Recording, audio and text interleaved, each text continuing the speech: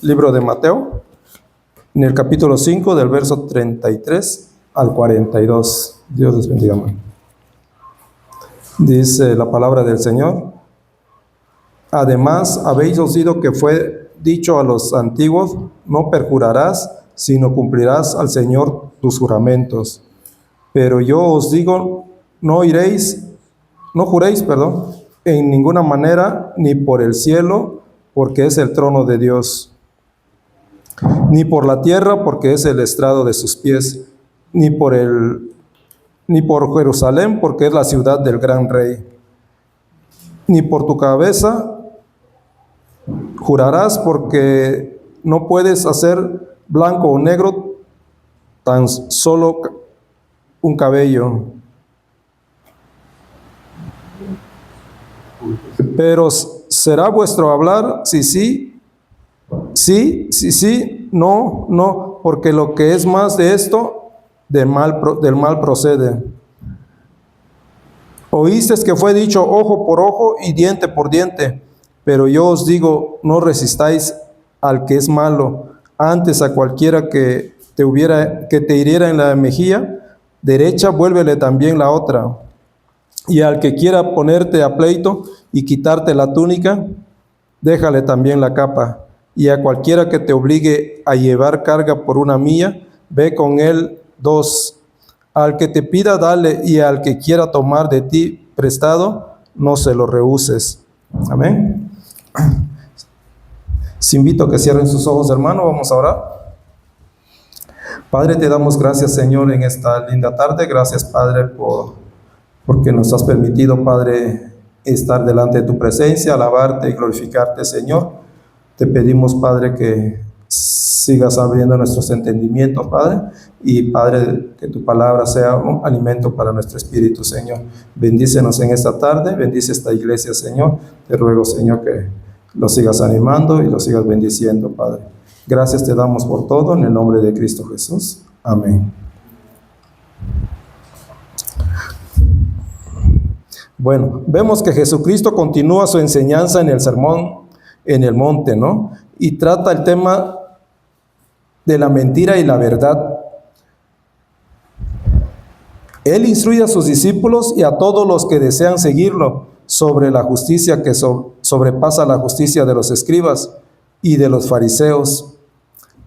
Les insta a los discípulos a que no se conformen con la justicia externa solamente, sino más bien que busquen la justicia interna de un corazón transformado. Jesús menciona 5 de las cuestiones más importantes que tratamos todos los días y la intención de los pasajes en el Antiguo Testamento tocantes a estas. Mateo capítulo 5, verso 33, Cristo dice: también han oído que se dijo a los antepasados: no jurarás falsamente, sino que cumplirás tus juramentos al Señor. Pero yo les digo, no juren de ninguna manera, ni por el cielo, porque es el trono de Dios, ni por la tierra, porque es el estrado de sus pies, ni por Jerusalén, porque es la ciudad del gran rey, ni jurarás por tu cabeza, porque no puedes hacer blanco o negro ni un solo cabello. Antes bien, sea el hablar de ustedes sí, sí, o no, no, porque lo que es más de esto procede del mal.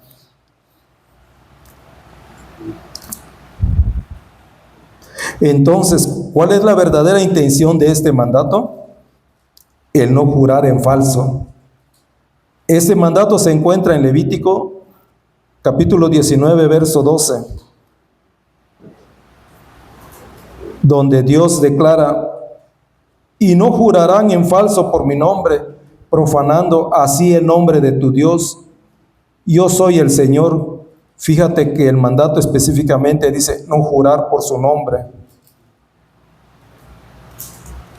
Los fariseos enseñaban que unos juramentos eran obligatorios y otros no.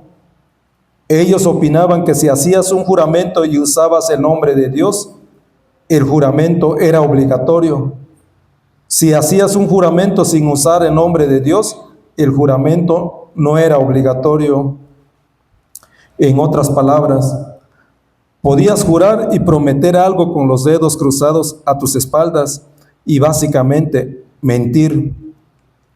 Sin embargo, la ley no permite esta interpretación porque en el libro de los Números, capítulo 30, verso 2, dice: si un hombre hace un voto al Señor o hace un juramento para imponerse una obligación, no faltará a su palabra, hará conforme a todo lo que salga de su boca. La intención de Dios era que esta ley nos haría hombres y mujeres de palabras que dicen la verdad. Cuando hacemos una promesa tenemos que cumplirla. Jurar en falso es hacer una promesa y no cumplirla. Ese es el trasfondo del tema de jurar en falso.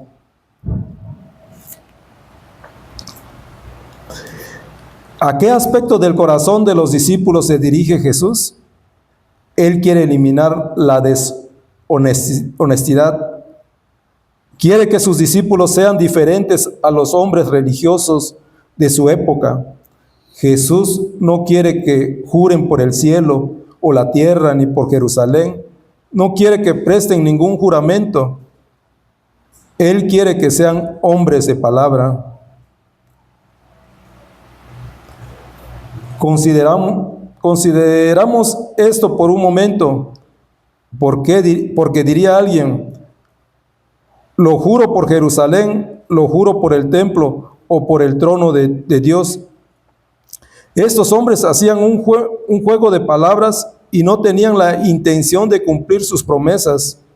Jesucristo les dice: si van a hacer un juego del juramento para poder mentir, es mejor que no presten ningún juramento.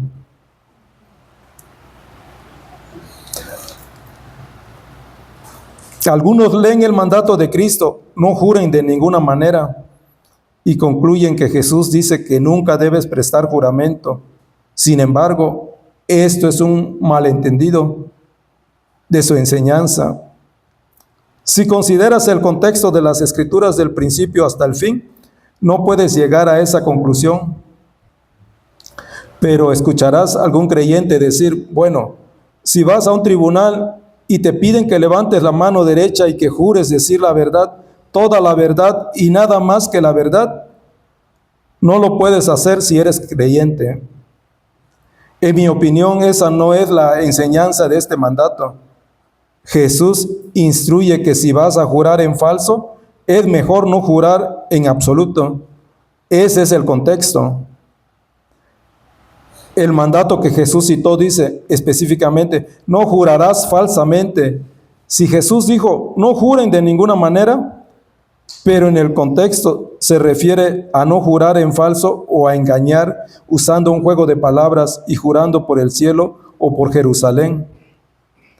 Él quiere que los discípulos sean hombres de palabras. Tengamos cuidado de no tomar los comentarios de Cristo fuera de su contexto.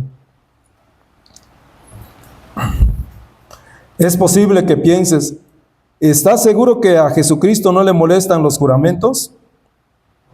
Sí, la mejor prueba de que Dios no le molestan los juramentos sinceros se encuentra en el simple hecho de que en las Escrituras Dios mismo jura varias veces.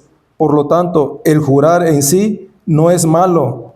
Jesús simplemente nos exhorta a que si le decimos sí a alguien, lo hagamos con sinceridad y cumplamos nuestra palabra.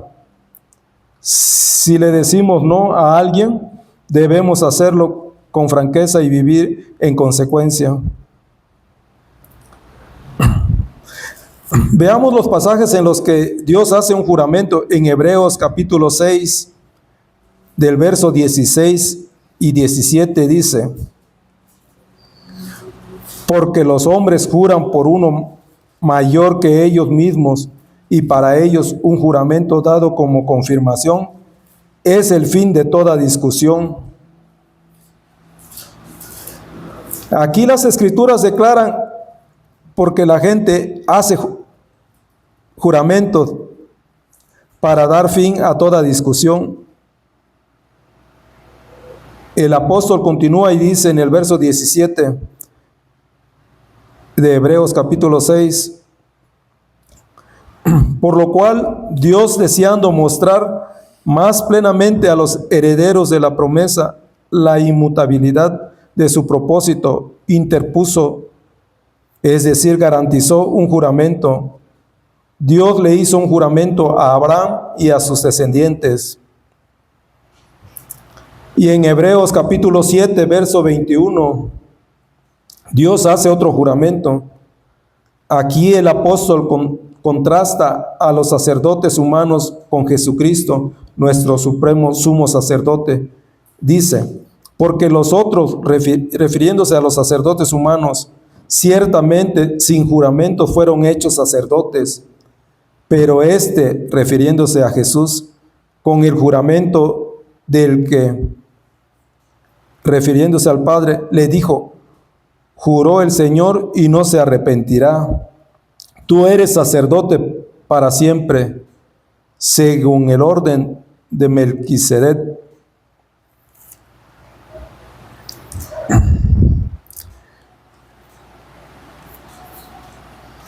En el Salmo 110, verso 4, claramente Dios hizo dos juramentos, por lo tanto, el prestar juramento no es contrario a las Escrituras.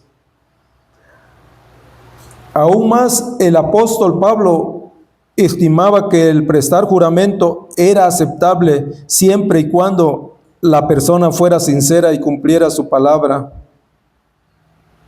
En 2 de Corintios, capítulo 1, verso 17 al 23, Pablo citó las palabras de Cristo que se encuentran en Mateo, cuando lo acusaron de no cumplir su palabra de visitar la iglesia en Corinto. 2 de Corintios, capítulo 1, verso 17, Pablo dijo, por tanto, cuando me propuse esto, ¿acaso obré precipitadamente o lo que me lo propongo conforme a la carne, para que en mí haya al mismo tiempo el sí, sí y el no, no? En el verso 18, pero como Dios es fiel, nuestra palabra a ustedes no es sí y no. Porque, 19, porque el Hijo de Dios, Cristo Jesús, que fue predicado entre ustedes por nosotros, por mí, Silvano y Timoteo, no fue sí y no, sino que ha sido sí en él. Verso 20, pues tantas como sean las promesas de Dios, en él todas son sí, por eso también por medio de él es nuestro amén, para la gloria de Dios por medio de nosotros. Verso 21, ahora bien, el que nos confirma con ustedes en Cristo y el que nos ungió es Dios. Verso 22, quien también nos selló y nos dio el Espíritu en nuestro corazón como garantía. Verso 23, pero yo invoco a Dios como testigo sobre mi alma, que por consideración a ustedes no he vuelto a Corinto. Aquí Pablo explica por qué no llegó a ellos tan pronto como querían, y le aseguró a la iglesia en Corinto que él era un hombre de palabra y que su sí era sí y su no era no. Pero luego Pablo le pide a Dios que sea testigo de la verdad de sus palabras. Este es un juramento. Así que si el tomar un juramento está mal, Dios jamás hubiera jurado, ni Pablo tampoco. La enseñanza de Cristo es simple. Di la verdad, no uses juegos de palabras para evadir la verdad. A Jesús le interesa la sinceridad de tu corazón. Él quiere que los creyentes digan la verdad, porque esa es la justicia que sobrepasa la justicia de los escribas y de los fariseos. La justicia de estos líderes religiosos era externa solamente, pero Jesús quiere justicia en el corazón. Ahora, ¿por qué es importante decir la verdad? Considera por un momento Cuán esencial es que todos digamos la verdad. ¿Qué pasaría si no pudieras confiar en lo que otras personas te dicen? Nuestra sociedad se vendría abajo. ¿Qué pasaría si no tuvieras la confianza de que tu empleador te pagara el sueldo que te prometió cuando te contrató? Que si él cambia tu sueldo cuando le vienen ganas o simplemente no te paga. ¿Qué le pasaría a tu jefe si tú no te presentas a trabajar como prometiste el día que te contrató? Que si solo te presentas a trabajar cuando viene en ganas también. ¿Puede un negocio operar de esa manera? Que si nadie cumpliera su promesa de devolver objetos prestados, que si no pudiera confiar en la veracidad de la lista de ingredientes en la etiqueta alimenticia, o que si no pudieras confiar en lo más importante de todo, en la promesa de amor y de fidelidad que alguien te hace. Si la gente no dijera la verdad, nuestra sociedad no funcionaría porque nadie creería en tu palabra. Es por eso que Jesús dijo en Mateo capítulo 5, verso 37, antes bien sea el hablar de ustedes sí, sí, o no, no. Cuando le dices sí a alguien debes de decir la verdad y cumplir tu obligación. Tu sí siempre debe ser sí y tu no siempre debe ser no. En otras palabras, debes ser un hombre o mujer de palabra. Eso es lo que el Señor quiere.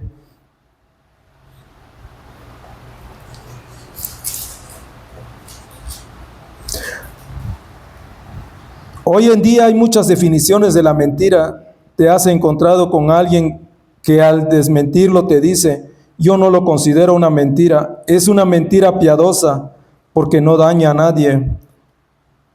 Oh, pero sí te dañan a ti y a todos los que te rodean, porque las mentiras destruyen la confianza que tienes en la palabra de esa persona. Ahora, ¿cuál es la definición verdadera de la mentira? Si excluyes ciertos detalles de una historia porque te hacen ver mal, eso es una mentira. Si le agregas detalles porque tiendes a exagerar, eso es una mentira.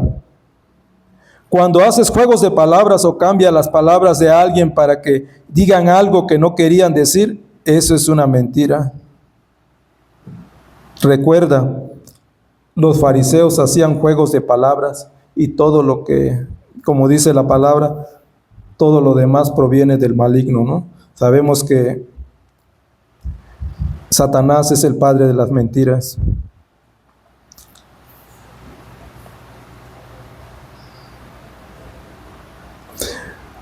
¿Y cómo podemos ser un hombre o mujer que abraza la verdad? Para algunas personas es muy difícil abrazar la verdad. Estas a diarios batallan con la mentira. Pero en Tito capítulo 2, verso 14 dice que Jesús se dio por nosotros para redimirnos de toda iniquidad y purificar para sí un pueblo para posesión suya. Tienes que reconocer que Cristo vino a redimirnos de nuestras iniquidades y la mentira es una de esas iniquidades. Él puede transformarte y purificar cualquier aspecto de tu vida. Te digo esto porque quiero que tengas la esperanza de que si se lo pides, Él comenzará la obra y Él que lo hará. Amén, hermano.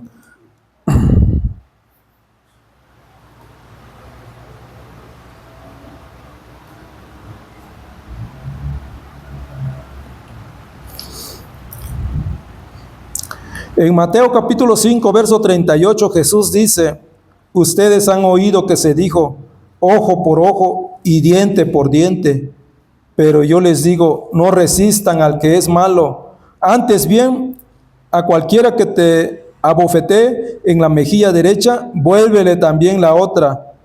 Al que quiera ponerte pleito y quitarte la túnica, déjale también la capa. Y cualquiera que te obligue a ir 1 kilómetro, ve con él 2. Al que te pida, dale, y al que desee el que desee pedirte prestado, no le vuelvas la espalda. Hay una historia que cuenta un pastor que dice que a un irlandés se le puso un hombre enfrente, ¿no? Y le dio una bofetada. Y él se acordó de la palabra de Dios y dio la otra mejilla, dice. Y el hombre aprovechó y le dio otro puñetazo en la cara, ¿no? Nada más cuando aquel terminó. Y él lo golpeó brutalmente. Y los que estaban presentes le preguntaron que por qué lo había hecho.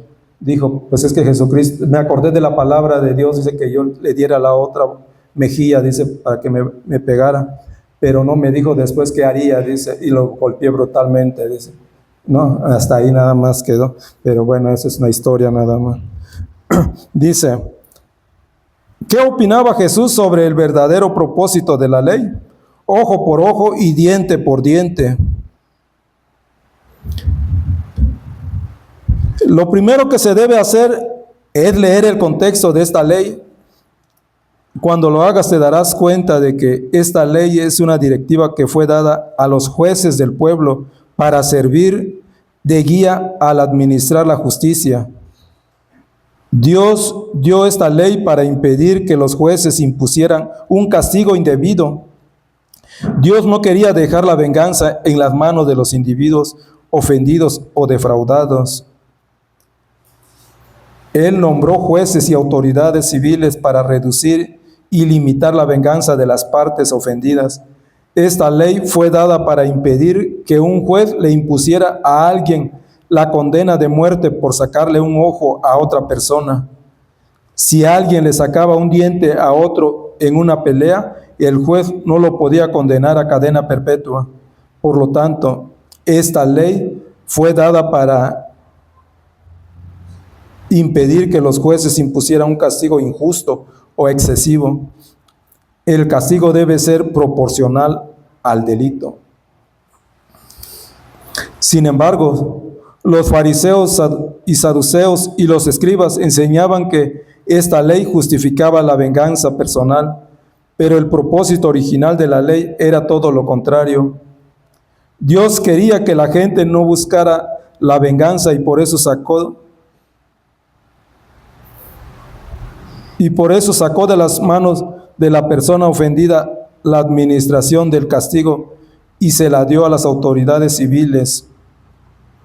El Señor quería que un juez completamente ajeno al delito le impusiera el castigo al acusado. Todos sabemos que cuando uno es víctima de una ofensa, a veces las emociones lo dominan y ya no es imparcial. Las emociones oscurecen nuestra objetividad. Los fariseos no captaron el propósito de esta ley, al igual que la gente de hoy en día. Esta ley fomenta la misericordia y restringe la venganza, lo cual impide la injusticia. Como prueba de esto, mira los 4 ejemplos que Jesús da para explicar cómo se debe aplicar esta ley. Él habla de cualquiera que te abofetee en la mejilla, que quiera ponerte pleito, te obligue a ir 1 kilómetro o desee pedirte prestado. Estos ejemplos tratan la cuestión de la misericordia y la restricción de la venganza y el desamor si realmente quieres.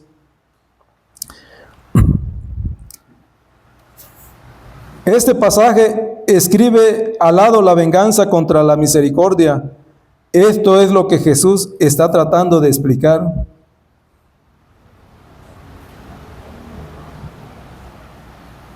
¿Qué quiso decir Jesús con la frase, no resistan al que es malo?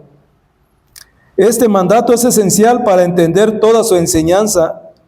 La mayoría de la gente lee esto y piensa, no puedo hacer eso, ¿tengo que resistir al que es malo? ¿Es eso realmente lo que Jesús está predicando? La respuesta a estas preguntas se encuentra al buscar el significado de la palabra resistir. La palabra resistir significa ser agresivo u hostil hacia un individuo. En otras palabras, Jesús les instruye a sus discípulos que no actúen de una manera agresiva ni hostil hacia alguien que los ofende. Si ves las ofensas que él menciona, todas son ofensas menores.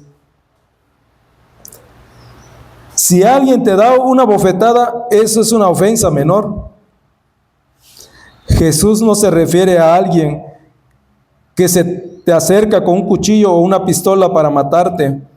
No se refiere a alguien que quiere obligarte a hacer algo perverso. Él usó el ejemplo de alguien que te obliga a caminar 1 kilómetro. Alguien que quiere tu túnica. Estas son ofensas menores. Por lo tanto, no seas agresivo ni hostil con las personas que cometan ofensas menores contra ti. Tratan de resolver el problema sin causar más conflictos. Haz un esfuerzo y mantente calmado para evitar que una situación tensa se convierta en una situación explosiva. Ahora déjame demostrarte 2 pasajes bíblicos donde se usa esta palabra resistir para que puedas tener un mejor entendimiento de su uso.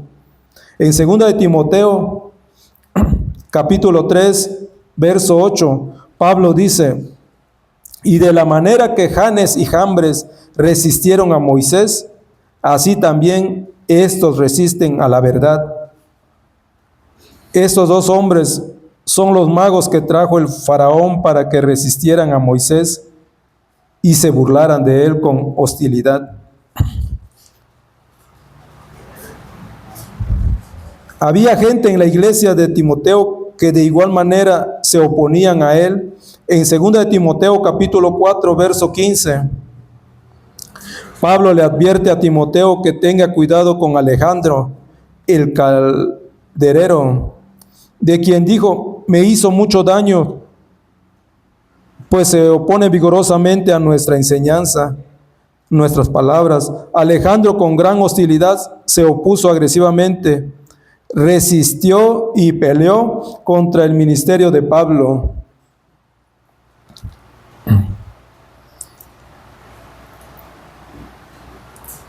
¿Y cómo interpretó Pablo la enseñanza de Cristo? En Romanos capítulo 12, verso 19, dice: rechazar lo malo y seguir lo bueno. En Efesios capítulo 5 y verso 11, Pablo instruye: y no participen en las obras estériles de las tinieblas, sino más bien denúncialas. En 1 de Corintios capítulo 5, verso 13, mira lo que Pablo dijo que debemos hacer con la persona malvada dentro de la iglesia. Él mandó: expulsen al malvado de entre ustedes. La Biblia declara que debemos oponernos a la maldad y a la gente mala, pero no de una manera hostil. Está claro que si es como Pablo entendió este mandato de Jesús. Además, en Romanos capítulo 12, del verso 17 al 21, Pablo dice: nunca paguen a nadie mal por mal. De hecho, esto es exactamente lo que Jesús instruye en el Sermón del Monte. En Romanos capítulo 12, verso 17 al 21, Pablo dijo: respeten, consideren lo bueno delante de todos los hombres. Y luego Pablo agrega el siguiente modificador: si es posible, lo que insinúa que a veces no es posible, pero sí es posible en cuanto de ustedes dependa. Estén en paz con todos los hombres, amados. Nunca tomen venganza ustedes mismos, sino den lugar a la ira de Dios, porque escrito está: mía es la venganza, yo pagaré, dice el Señor. Pero si tu enemigo tiene hambre, dale de comer, y si tiene sed, dale de beber, porque haciendo esto, carbones encendidos amontonará sobre su cabeza. No seas vencido por el mal, sino vence el mal con el bien.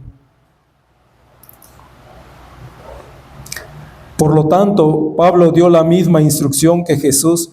Tienes que tener la actitud adecuada para vencer el mal con el bien. No debes vengarte de la gente, debes dejar la venganza en las manos de Dios, cuyo conocimiento es perfecto. Él hará justicia en todos los casos. No te debes vengar especialmente por cosas menores. Debes dejar las cosas así. No tomes la venganza en tus manos. En Santiago capítulo 4, verso 7 dice: por tanto, sométanse a Dios, resistan pues al diablo y huirá de ustedes.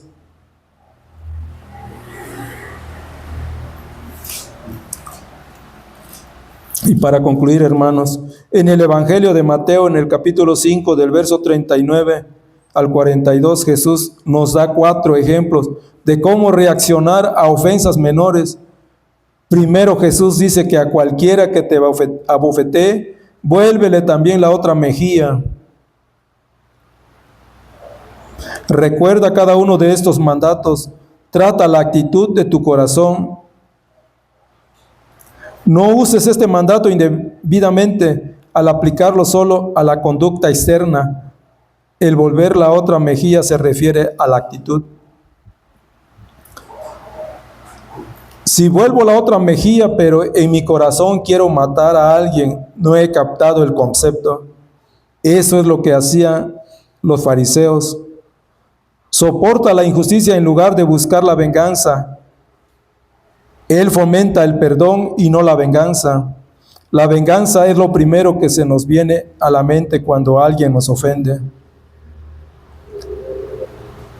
Todos somos iguales. Es lo primero que viene a mi mente. Quiero regresarles el puñetazo. Los quiero estrangular. Quiero darles exactamente lo que ellos me dieron a mí. Eso no es la reacción indicada. El segundo ejemplo que da Jesús se encuentra en el versículo 40. Jesús dice: al que quiera ponerte pleito y quitarte la túnica, déjale también la capa. Observa que el que te quiera quitar tu túnica es una ofensa menor. Jesús dice que le des tu capa en lugar de tener un enfrentamiento. ¿Sí? Decían que la capa le servía para las personas cuando hacía frío, en eso se acostaban también. Posiblemente estés pensando, pero ¿qué si es algo mayor, como alguien que anda diciendo mentiras de mí en el trabajo para que me despidan o quiera demandarme o quitarme la casa? ¿Debo dejar que me quiten mi empleo, mi sustento o mi casa? Por supuesto que no. Eso es una cosa mayor. Recuerda que a Jesús le interesa la actitud del corazón. Él no quiere que busques la venganza, ni que tengas conflictos menores por cosas que no valen la pena. Él no quiere que demandes a la gente así como así. Si es algo de mayor importancia y alguien quiere quitarte tu casa o tu sustento, si eliges obedecer al mandato de Cristo y aceptas el mal que te han hecho, recuerda que tienes un gran abogado que se encuentra a la diestra de Dios Padre. A Jesús se le llama nuestro defensor o nuestro abogado, que está en la presencia de Dios. Él lo ve todo y actuará con justicia. El tercer ejemplo, en el versículo 41, Jesús nos da un tercer ejemplo. Él dijo: y cualquiera que te obligue a ir 1 kilómetro, ve con él 2. En esos días, bajo el imperio romano, los magistrados o los militares tenían el derecho a obligar a cualquier ciudadano privado a hacer lo que fuera necesario para que estos pudieran cumplir con su deber. Esta es la razón por la que tomaron a un hombre del público para que cargara la cruz de Cristo, porque Jesús estaba demasiado débil y no podía llegar hasta Gólgota. Obligaron a este hombre a que cargara la cruz en Marcos capítulo 15, verso 21. Entonces, ¿qué debes hacer cuando tu jefe te impone labores adicionales? Hazlas con gusto, en servicio al Señor. Repito, el que te obliguen a ir a 1 kilómetro es un ejemplo de una ofensa menor. Sin embargo, Jesús dijo que vayas 2 kilómetros. Todos usamos la frase dar más de la cuenta. ¿Qué significa eso para ti? Significa que haces todo lo posible por servirle o ayudarle a alguien más allá de la cuenta. Aun cuando es inconveniente para mantener la paz, esta siempre debe ser nuestra primera reacción. El cuarto y el último versículo del 42. Tenemos una excelente ampliación del mandato. Al que te pida, dale, y al que desee pedirte prestado, no le vuelvas la espalda. ¿Qué es lo que Jesús les ordenó a los discípulos que hicieran? Que fueran generosos. Deben tener un corazón listo y dispuesto a dar cuando la gente que te rodea lo necesite. Debes aprender a dar de tu tiempo, tu talento y tu tesoro. A lo largo de toda tu vida, la gente te pedirá ayuda, te pedirá que le des algo y querrá que le des prestado. Todos debemos aprender a dar y no solo a recibir. Tendrás que aprender esto en tu familia, tu trabajo y en tu iglesia. Sin embargo, es esencial entender y equilibrar este concepto de dar. ¿Hay alguna situación en la que no debas dar ni dar prestado? ¿Hay situaciones en las que debas decir no? Seguro que sí. Primeramente, recuerda que a Jesús le interesa la actitud en tu interior. Él no te da un mandato externo. Eso sería fallar al blanco de todo el Sermón del Monte.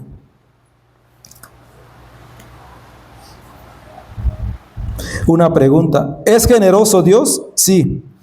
Él nos dio el regalo más valioso, su Hijo. No retuvo lo mejor que tenía, pero ¿existe alguna situación en la que Dios no le da a su pueblo lo que pide? Seguro. Mira lo que dice Dios en Isaías capítulo 1, verso 15. Cuando extiendan sus manos, esconderé mis ojos de ustedes. Sí, aunque multipliquen las oraciones, no escucharé. Fíjate que Dios no dice que Él no podrá escuchar, sino más bien que Él no escuchará. Dios dice, sus manos están llenas de sangre. En otras palabras, esta gente iba a adorar y extendían sus manos hacia Dios en oración, pero estaban jugando con Él. Al mismo tiempo ofrecían sus hijos al dios Molesh y al dios Baal. A esto es a los que se refiere Dios cuando dice sus manos están llenas de sangre. Él les está afirmando que no se deja engañar y que no les responderá ni les dará nada. Amén, hermano. Gloria a Dios. Les invito a que cierren sus ojos, hermano. Vamos a orar. Padre, te damos gracias, Señor, nuevamente. Gracias, Señor, porque nos has bendecido en esta tarde con tu palabra, Señor. Te pedimos, Padre, que nos sigas bendiciendo con sabiduría, Señor, entendimiento también de tu palabra. Padre, te pedimos también que nuestro corazón no vuelva vacío a nuestro hogar, Señor, sino que esté lleno de tu palabra, Señor. Te pedimos, Señor, para tu pueblo también, Señor, que los sigas bendiciendo, Señor, para que sean hombres de verdad también. Y también te pedimos por tu iglesia también, Padre, para que los sigas bendiciendo, Padre, los sigas fortaleciendo y los sigas animando. Gracias te damos, Señor, por esta linda tarde. Gracias por todo, Señor. En el nombre de Cristo Jesús. Amén. Amén.